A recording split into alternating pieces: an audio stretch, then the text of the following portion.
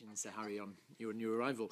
I'd like to draw the questioning to the content of the indicators, what's included and, more importantly, what's not included.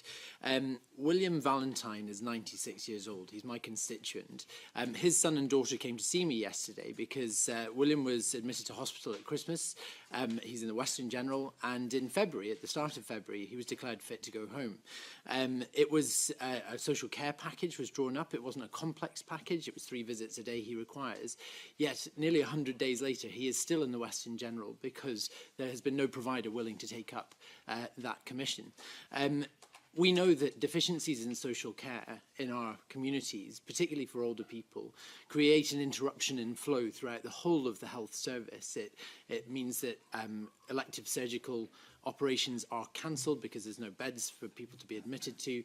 It is partly responsible for why we have delays in A&E because there are no beds in the wider hospital for people to be put through to.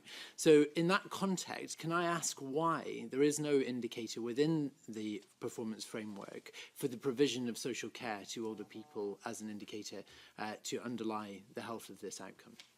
Okay, well, first of all, you raised an important point about delayed discharge, and of course the trend has been downwards, 7% reduction over the course of the year, and that's good. However, there are local challenges, and you'll be aware that within Lothian there are particular challenges, and there is a new chief operating officer starting within the Integrated Authority in Edinburgh, who I think brings a wealth of experience from Aberdeen in terms of mechanisms and policies taken forward there.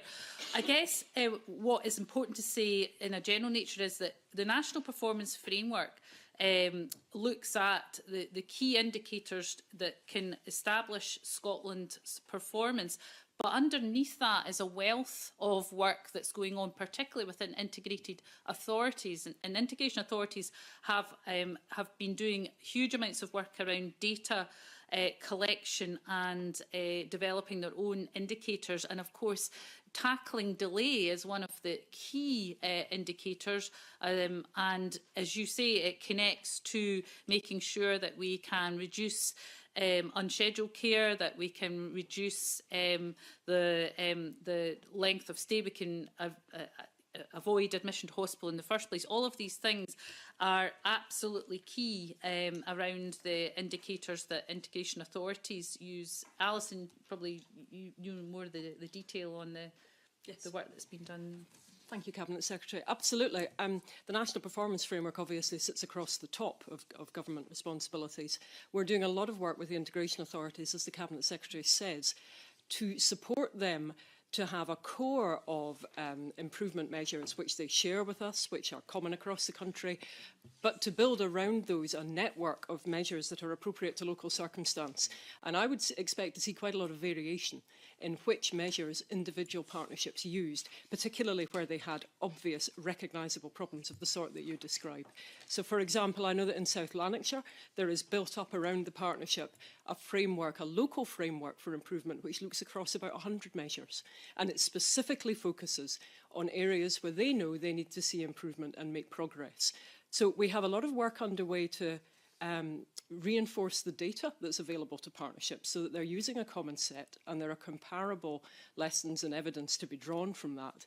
But then there is also, on top of that, as you rightly reflect, the need to consider locally what the pressures are that need to be addressed. And as the Cabinet Secretary has indicated, we are supporting colleagues in the Lothian partnerships, and particularly Edinburgh, around the problems you describe. Thank you very much. Cabinet Secretary, you'll recall that there was a commitment given in the budget scrutiny that we would receive data regarding integration joint boards by the end of March, and that has still not arrived. I wonder if you want to comment on that. I think there is a letter drafted coming to you very soon on that, if my memory serves me right. So we'll make sure that you get that as soon as. Okay, thank you very much. I wondered whether it would be helpful. Supplemental there, sorry. So I just wondered whether it would be helpful just to say something more in general about the indicators and why we've chosen the set that we have. Because we could, you're right, we could have had hundreds of indicators, thousands of indicators. I mean, I'm in charge of statisticians around the country that are beavering away, producing some great data. But we've chosen 79 In other countries that I've seen around the world, they have a sort of maximum of 50 indicators when they're trying to describe economic, social and environmental progress.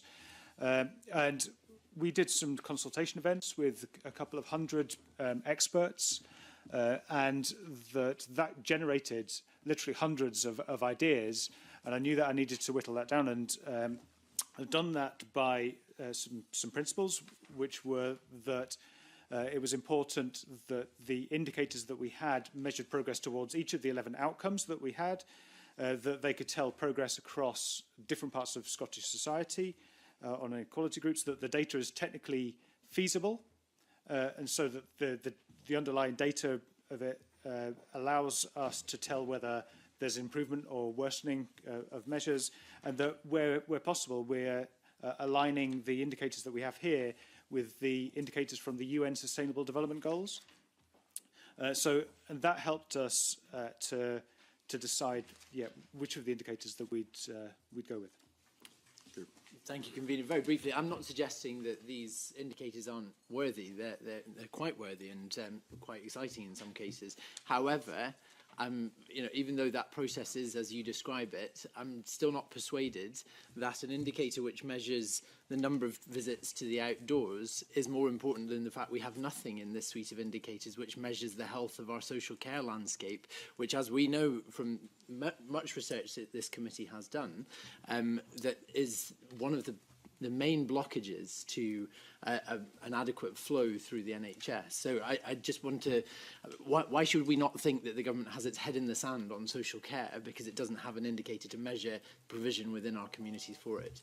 Well, but as you are well aware, tackling delayed discharge is a key government priority, reflected in the fact that all of the integration authorities have that as a key target, and it's local delivery that's going to deliver and is delivering the reduction in delayed discharge. Without that local delivery and the indicators and targets being applied across the integration authorities, we wouldn't have got the reduction in delayed discharge. Sitting, with an indicator in the national performance framework is not going to deliver the change locally that partnerships need to make sure that because each area is different, that they need to make sure their targets are relevant to their area.